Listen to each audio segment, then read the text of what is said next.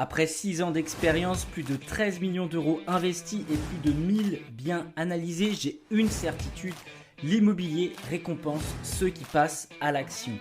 Bienvenue dans la Fabrique des investisseurs, le podcast de ceux qui décident pendant que les autres hésitent.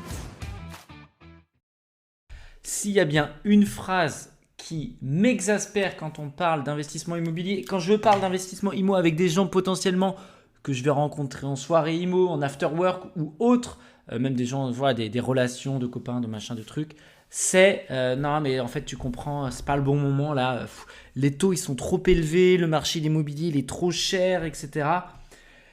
Waouh, c'est un truc de ouf. Est-ce que tu te reconnais, toi, peut-être dans cette phrase? Est-ce que tu connais quelqu'un qui dit cette phrase? Parce que moi, je l'entends vraiment tout le temps. Et je vais te montrer dans ce podcast pourquoi cette phrase te coûte plusieurs milliers d'euros chaque année. Allez, ça y est, j'ai mis les pieds dans le plat. On lâche les chevaux, c'est parti. GG s'énerve. Hello les amis, j'espère que vous avez la forme. Bon, après cette petite introduction...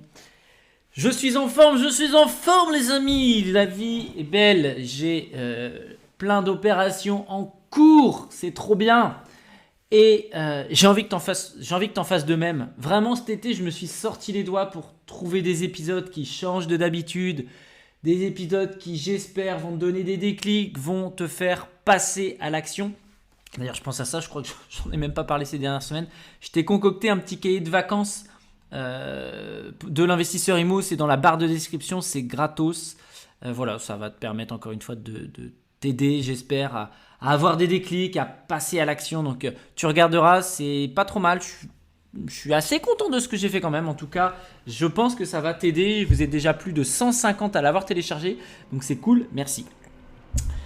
Également, si tu découvres cet épisode et que tu apprécies le contenu des semaines précédentes, un petit rappel s'il te plaît, de me laisser une note 5 étoiles s'il te plaît sur la plateforme de ton choix, de partager ce podcast à un proche et si le cœur t'en dit de me taguer en story, bah voilà, pendant que tu fais ton petit footing quand tu es en voiture, mais attention dans les bouchons, pas en conduisant, ou bien quand tu es aux toilettes.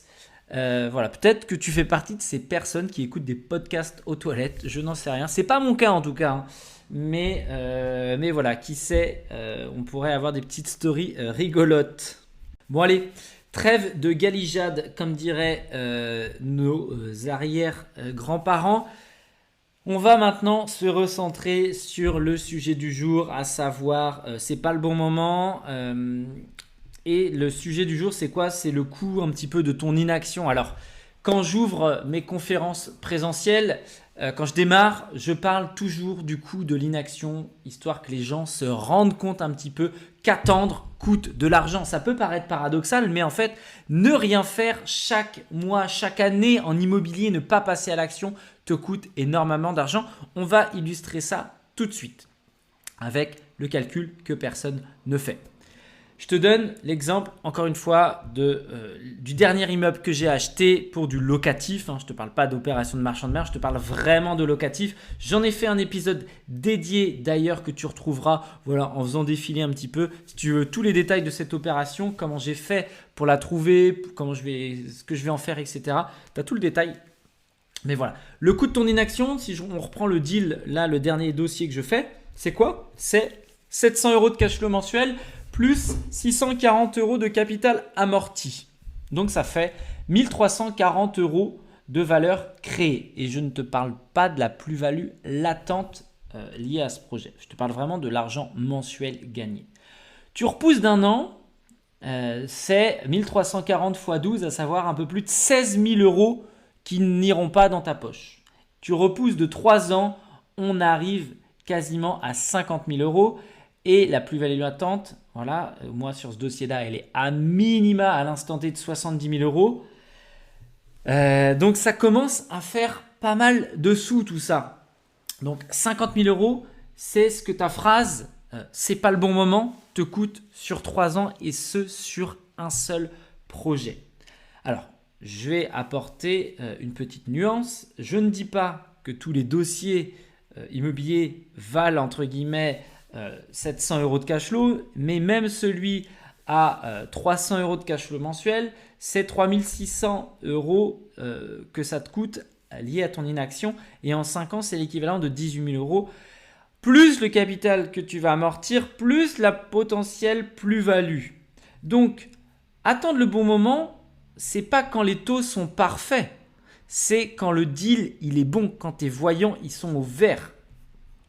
Je vais te donner maintenant les 5 excuses les plus courantes que je vais entendre. L'excuse numéro 1, vraiment c'est la majeure, c'est les taux sont trop élevés. Alors les taux, ils ont monté, on est d'accord, mais les prix, ils ont quand même baissé dans beaucoup de secteurs. Et le coût total, il est la plupart du temps beaucoup plus intéressant dans ce cas de figure-là. En 2021, je te donne un exemple, les taux, ils étaient aux alentours de 1%, mais les prix de marché, ils étaient au taquet de chez taquet. D'ailleurs, la plupart des investisseurs, que ce soit pour de la RP ou du locatif, qui ont acheté en haut de marché post-Covid en 2021 et qui ont revendu pour des raisons, on va dire, diverses, sans optimiser son bien, sans le transformer. Voilà, je prends l'exemple de séparation, mais j'ai eu le cas dans l'entourage. Acheté 2021 post-Covid, revendu 2022 ou 2023, tu achètes au prix fort, tu revends un peu plus bas quand le marché a baissé, tu perds de l'argent. Donc voilà, en 2026, il faut savoir qu'avec des taux à 3,5%, certes, mais tu as des prix de secteur qui ont baissé de 15 à 20%. Donc vraiment, un taux, il faut comprendre que ça se renégocie. Un prix d'achat, lui, il est figé dans le temps. C'est quelque chose qui va être primordial à intégrer. Tu achètes un prix et tu renégocies un taux vraiment intègre ça toi. Enfin, je vais te le marteler dans la tête. Tu achètes un prix, tu renégocies un taux. Ensuite, la deuxième excuse, le marché, il est incertain. Alors, oui, mais le marché, il est toujours incertain. En 2008, c'était la crise. En 2015, c'était trop tard. En 2020, c'était le Covid. En 2023, les taux, ils montent. Les gens qui ont investi à chacune de ces périodes et qui ont forcément acheté un bien, et ils gagnent de l'argent aujourd'hui. L'incertitude du marché, ce n'est pas un risque, c'est la condition de base. Si tu attends une certitude, tu n'investiras jamais. Encore une fois, je te fais un parallèle avec la méthode DPI. Ça va être ton filet de sécurité, ce sont tes chiffres, c'est ton prix d'achat, c'est ton coût, c'est de la maîtrise de ton projet et c'est pas le marché. Voilà, je suis désolé, hein, j'ai l'impression d'être des fois, c'est ce que ma femme me dit, d'être donneur de leçons. Alors, même si le ton de ma voix, il est, on va dire, parfois un peu injonctif ou agressif, j'en ai conscience, mais c'est parce que c'est ma façon en tout cas de m'exprimer sur le sujet tellement, déjà je suis habité, passionné par ce que je fais et parce que en fait j'ai énormément de frustration au fond de moi pour, j'espère que c'est pas ton cas encore une fois, mais pour celles et ceux qui pensent ça, en vrai ça me bouffe, j'ai pas d'autres mots, c'est putain, avec des si on coupe du bois quoi, enfin il y a un moment, il faut arrêter de faire tout le temps des suppositions. Moi qui ai lu un livre qui a changé ma vie, les 4 accords Toltec, j'ai un des accords Toltec, d'ailleurs c'est mon tatouage, c'est ne jamais faire de suppositions. On fait, à force de faire des hypothèses sur des hypothèses, des conjonctures, des machins, des trucs, la guerre et puis trucs, tu fais jamais rien. Et c'est trop dommage. Allez, je recentre le débat, je divague. Alors, troisième excuse, j'ai pas assez d'apport. Alors, je te fais un petit rappel dans l'épisode précédent. Justement, la banque va regarder la qualité du projet, pas la taille de ton livret A. 20 000 euros d'épargne, c'est largement suffisant pour commencer. 50 000 euros, c'est confortable. Avec 0 euros, c'est plus compliqué. C'est pas impossible avec un très bon montage, mais je suis pas sûr qu'avec 0 euros d'épargne, ce soit le bon moment pour toi d'investir d'une manière générale. L'idéal sera de faire une épargne de sécurité. Donc, le vrai apport, finalement, c'est potentiellement, c'est pas l'apport, c'est ton absence de projet solide. Donc ça, c'est la troisième excuse, j'ai pas assez d'apport. Quatrième excuse, je suis pas prêt, j'ai pas assez de connaissances. Encore une fois, spoiler alert, tu ne seras jamais prêt. Personne ne l'est. Moi, sur mon premier investissement, je ne savais pas grand-chose. J'avais des grandes lignes. J'ai même perdu 40 000 euros sur une toiture.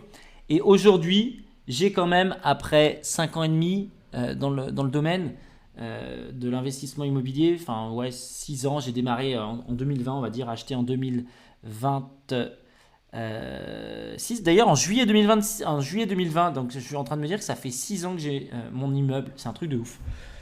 Bref, j'ai quand même aujourd'hui un patrimoine qui dépasse 1,5 million, 1,5 million de patrimoine IMO aujourd'hui, qui est en construction. Hein. Tout n'est pas payé forcément, tu t'en doutes. Mais il faut te dire que la connaissance, elle se construit en faisant un pas après l'autre. Et vaut mieux un investisseur imparfait qui agit qu'un expert théorique qui a zéro bien. Voilà, comment dire, comme dirait mon associé Paul, des bas de la goule, il y en a plein, des gens qui connaissent tout sur tout et finalement qui font pas grand-chose. Donc, vaut mieux passer à l'action, mieux vaut fait que parfait encore une fois, et l'idée va être de maîtriser un maximum quand même ton sujet, de savoir évaluer en tout cas le risque, mais en tout cas, il faut avancer. 5e excuse, oui, mais mon conjoint, il n'est pas convaincu. Ça, les amis, c'est une excuse, prétexte que je rencontre énormément, notamment suite aux conférences immobilières que je vais donner dans les villes ou suite à ces conférences. L'idée, c'est que je puisse parler avec la personne sur un appel pour voir un petit peu évaluer leur situation, voir un petit peu leurs objectifs et si je suis en capacité ou pas d'ailleurs d'aider ces personnes à avancer. Et c'est vrai que l'excuse de ouais, moi j'ai envie, mais en fait le partenaire il tire un peu dans l'autre sens. Et des personnes qui étaient chaudes, pardon, c'est au féminin, pour que je les aide et qui ont demandé la confirmation de leur conjoint et qui finalement ne sont jamais revenus vers moi, franchement, je pense que depuis 1 an et demi, j'en ai une trentaine. Alors, sans doute que je suis un très mauvais commercial, j'en ai entièrement conscience, mais encore une fois, même si à travers mon organisme de formation, la Fabrique des investisseurs, etc., mon but c'est évidemment de gagner ma vie à travers mon savoir, à travers mon expertise. Je ne suis pas là pour mettre le flingue sur la tempe des gens en disant alors tu signes, si tu signes pas, enfin voilà. En fait, moi ça ne change pas ma vie. Hein. Clairement que j'ai un client de plus ou 2 ou 3 en plus, ça ne change absolument pas ma vie. Par contre, moi, j'ai la certitude de pouvoir changer la vie des gens à travers l'investissement immobilier. Et donc, je trouve ça dommage finalement que sous prétexte que le conjoint ne tire pas dans le même sens, que les personnes en fait renoncent à leurs projets, renoncent à leurs ambitions, à leurs rêves parfois. Hein. Donc clairement, l'idée c'est de pas d'attendre que le conjoint soit convaincu par magie, c'est de démarrer et de lui montrer sur un projet qui va être peut-être pas surdimensionné, justement un projet qui va être cohérent pour les deux, aligné avec la vision des deux en tout cas, qui va correspondre à deux. On fait des compromis en couple, et en fait que ça marche, etc. Et puis après, c'est avoir des témoignages autour de soi de personnes qui ont réussi. Moi, j'aime énormément bosser avec les couples parce que justement, il faut trouver le terrain d'entente entre les deux qui ont parfois des visions un peu différentes. Donc c'est très intéressant en tout cas de mon côté, en tant que, si je me place du côté coach, accompagnateur et expert en IMO. Donc voilà, donc si je résume un petit peu ce podcast, c'est la question c'est est-ce que c'est le bon moment pour investir ? Non, ça c'est pas la bonne question. La vraie question c'est est-ce que ce que j'ai en face de moi c'est un bon dossier, c'est un bon projet ? Est-ce que ça tient la route ? Parce que si le projet il est cohérent, le moment il est bon, basta. Et en fait il faut arrêter de se tortiller, de se trouver des excuses. Mon immeuble là, je l'ai acheté en 2026. Les taux sont pas en pré-plancher. Mon taux il est dégueulasse. Hein, je crois que je suis à 3,90. Le marché, mais par contre, mon prix de marché, mon coût de revient, il est incroyable. J'achète à moins 58% en dessous du prix de marché. J'ai une plus-value latente directe. Et les élèves que j'accompagne, ils investissent dans le même contexte que moi. Et ils ont des résultats similaires pour certains. Je reprends l'exemple de Xavier dont j'ai fait la vidéo YouTube il y a quelques mois de ça. Va faire un tour sur sa petite vidéo YouTube. tu verras que Xavier, il sort un dossier avec plus de 1000 balles de cash flow. Donc, il y a un moment, et Xavier, il fait partie de mes premiers élèves. Il a appliqué la méthode, ni plus ni moins. Il a arrêté de se poser 36 000 questions. Est-ce que c'était le bon moment ou quoi ? Non, le bon moment, c'est quand le deal il est bon et que tu as la méthode pour le reconnaître. Donc si je te refais un petit flashback, par exemple, sur mon voyage sur le Pérou. Alors, rien à voir avec l'immobilier, hein, mais mon voyage au Pérou, j'en ai rêvé et je l'ai attendu pendant 15 ans. 15 ans à me dire, c'est pas le bon moment. Parce que voilà, le jour où je devais y aller, j'ai rencontré ma femme, etc. Ensuite, la vie a fait que le taf, les enfants, etc. Et quand j'étais là-bas, je me suis dit, mais putain, mais Jérôme, mais pourquoi j'y suis pas allé avant ? En fait, ce pays, j'en rêvais, je l'ai dans les veines. Pourquoi j'y suis pas allé avant, en fait, tu vois ? Et c'est pareil pour investir. Vraiment, faut vraiment que tu comprennes. C'est vraiment le message que j'ai envie de te faire passer, c'est que 3 ans d'inaction, c'est potentiellement, si je reprends ma dernière OP, c'est 50 000 € de perdu sur un seul dossier. Les taux, ça se renégocie. Le marché, il sera toujours incertain. L'apport est rarement le vrai frein. La connaissance, elle va venir en faisant, en appliquant. Et ton conjoint, il aura besoin de preuves, pas de temps. Donc, cette semaine, pose-toi une question. Quel est le coût de ne rien faire encore pendant 1 an ? Vraiment, calcule-le. Et vraiment, ce chiffre, il va te surprendre.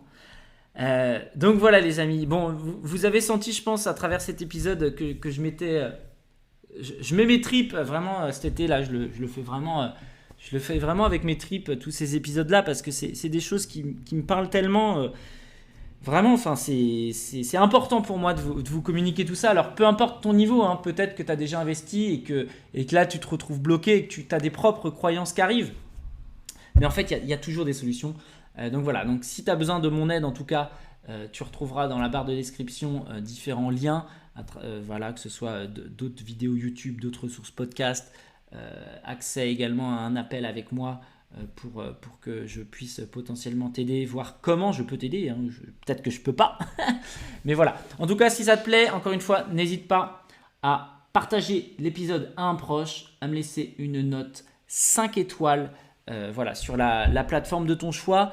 Voilà, il y a toutes les plateformes également, Instagram, YouTube, sur lesquelles tu peux me rejoindre. Il y a ma newsletter également pour recevoir en exclusivité que ce soit mes opportunités d'investissement sur mon secteur ou bien voilà, les actualités de GG. C'en est à peu près tout. N'oublie pas également le cahier de vacances de l'investisseur qui est dans la barre de description. Je t'en ai parlé en début d'épisode, je t'en reparle maintenant. Et on se retrouve très bientôt pour le prochain épisode et on va voir ensemble la prochaine fois. Allez, la seule règle qui compte en immobilier, vraiment, encore une fois, c'est important de comprendre la base. Allez, on se retrouve très très vite. C'était Jérôme. Ciao, ciao. Si cet épisode t'a plu, n'hésite pas à t'abonner. Et pour soutenir le podcast, à me laisser une note 5 étoiles sur la plateforme de ton choix. Tu retrouveras également l'ensemble de mes réseaux sociaux en description de l'épisode, ainsi que le lien de ma newsletter pour recevoir mes actualités et opportunités en avant-première. Et pour les plus motivés d'entre vous, un lien Calendly pour réserver un appel stratégique à mes côtés. On se retrouve dans le prochain épisode, c'était Jérôme, ciao ciao.